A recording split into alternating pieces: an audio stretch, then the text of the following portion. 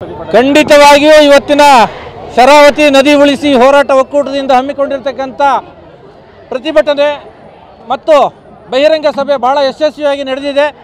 ಸಾವಿರಾರು ಜನ ಬಂದು ಇದರಲ್ಲಿ ಭಾಗವಹಿಸಿದ್ದಾರೆ. ಅದರಲ್ಲೂ ಮುಖ್ಯವಾಗಿ ಪರಿಸರ ಹೋರಾಟಗಾರರು ಹೊನ್ನಾವರದಿಂದ ಬಂದಿದ್ದಾರೆ, ತರೀಕೆರೆಯಿಂದ ಬಂದಿದ್ದಾರೆ, ಆ ಕಡೆ ಮಂಗಳೂರಿನಿಂದ ಬಂದಿದ್ದಾರೆ, ಉತ್ತರ ಕನ್ನಡದ ಎಲ್ಲ ತಾಲೂಕಿನಿಂದ ಬಂದಿದ್ದಾರೆ, ಸಾಗರದಿಂದ ಬಂದಿದ್ದಾರೆ. ಅವರೆಲ್ಲರ ಭಾಗವಹಿಸುವಿಕೆಯಿಂದ ವಿದ್ಯಾರ್ಥಿಗಳ ಸಕ್ರಿಯತೆಯಿಂದಾಗಿ ಇವತ್ತು ಹೋರಾಟ ಭಾಳ ಯಶಸ್ವಿಯಾಗಿದೆ. ನಮ್ಮ ಬೇಡಿಕೆಯನ್ನು ಈ ಹೋರಾಟದ ಮೂಲಕ ಗಮನಿಸಿದ ಸರ್ಕಾರ ಇದನ್ನು ನಮ್ಮ ಬೇಡಿಕೆಯನ್ನು ಈಡೇರಿಸಬೇಕು. ಈ ಎರಡು ಯೋಜನೆಗಳನ್ನು ಶಾಶ್ವತವಾಗಿ ರದ್ದು ಮಾಡಿದ್ದೇವೆ ಅಂಥೇಳಿ ಅವರು ಸರ್ಕಾರದ ರಾಜ್ಯ ಪತ್ರದಲ್ಲಿ ಪ್ರಕಟಿಸುವವರೆಗೂ ಈ ಥರ ಹೋರಾಟಗಳು ನಡೀತಾನೆ ಇರ್ತವೆ. ಮುಂದಿನ ದಿನಗಳಲ್ಲಿ ನಾವು ಹೊನ್ನಾವರದಲ್ಲಿ ಹೋರಾಟ ಮಾಡಲಿಕ್ಕಿದ್ದೇವೆ. ಆಮೇಲೆ ಶಿರಸಿ ಸಿದ್ದಾಪುರದಲ್ಲೂ ನಾವು ಈ ಬಗ್ಗೆ ಹೋರಾಟವನ್ನು ಮಾಡ್ತೇವೆ. ಎಲ್ಲ ತಾಲೂಕು ಪಂಚಾಯತಿಗಳಲ್ಲಿ, ಗ್ರಾಮ ಪಂಚಾಯತಿಗಳಲ್ಲಿ ಜನಜಾಗೃತಿ. ಅಭಿ, ಸೈಡ್ ತಗೊಳ್ಳೋದು ಬೆಟರ ಅಥವಾ ಅಪಾರ್ಟ್ಮೆಂಟ್ ತಗೊಳ್ಳೋದು ಬೆಟರ? ಚಿಂತೆ ಯಾಕೆ? ಒಬ್ಬ ರಿಯಲ್ ಎಸ್ಟೇಟ್ ಎಕ್ಸ್ಪರ್ಟ್ ಜೊತೆ ಮಾತಾಡು. ಹೌದಾ? ಹೇಗೆ? Boss Vala B the boss ಮಾಡ್ತೇವೆ. ಸರ್ಕಾರದ ಈ ಹುನ್ನಾರವನ್ನು ಬಯಲು ಮಾಡಲಿಕ್ಕೆ ನಾವು ಸಿದ್ಧರಿದ್ದೇವೆ. ನಮ್ಮ ಜೊತೆಗೆ ಹೋರಾಟಗಾರರಿದ್ದಾರೆ, ಜನ ಇದ್ದಾರೆ. ಈ ಹೋರಾಟವನ್ನು ಗೆಲ್ತೀವಿ.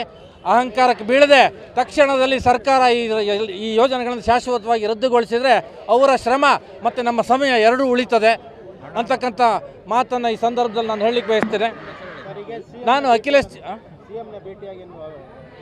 ಇಲ್ಲ, ಈಗ ಮೊದಲ ಹಂತದಲ್ಲಿ ಜಿಲ್ಲಾಧಿಕಾರಿಗಳ ಮೂಲಕ ಇಷ್ಟು ಜನನ ನಾವು ಸಾವಿರಗಟ್ಟಲೆ ಜನನ ನಾವು ಬೆಂಗಳೂರಿಗೆ ಕರ್ಕೊಂಡು ಹೋಗೋಷ್ಟು ಶಕ್ತಿವಂತರಲ್ಲ ನಾವು. ನಮ್ಮಲ್ಲಿ ಪುಕ್ಸಾಟೆ ಹಣ ಇಲ್ಲ ನಮಗೆ. ಈಗ ಒಂದು ಸರಿ ಬೆಂಗಳೂರಿಗೆ ಹೋಗಿ ಬರಬೇಕು ಅಂತಂದರೆ 2,000 ರೂಪಾಯಿ ಬೇಕು. ಉಳಿಯೋಕ್ಕೆ ಜಾಗ ಇಲ್ಲ ನಮಗೆ. ಸಾವಿರಾರು ಜನರನ್ನ ಹೆಂಗೆ ಕರ್ಕೊಂಡು ಹೋಗ್ತೀರಿ?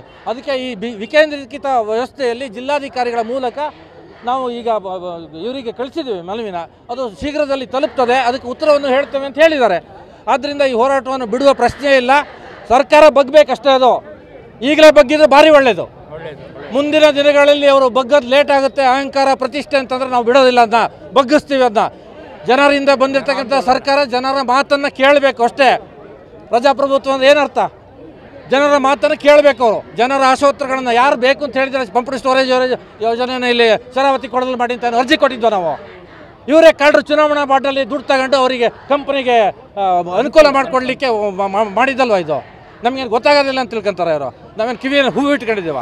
ನೋಡಿ, ಮಾನ್ಯ ಮುಖ್ಯಮಂತ್ರಿಗಳೇ, ಮಾನ್ಯ ಇಂಧನ ಮಂತ್ರಿಗಳೇ, ನೀವು ದಯವಿಟ್ಟು ಈ ಸಂದೇಶವನ್ನು ಭಾಳ ಗಂಭೀರವಾಗಿ ತಗೋಬೇಕು.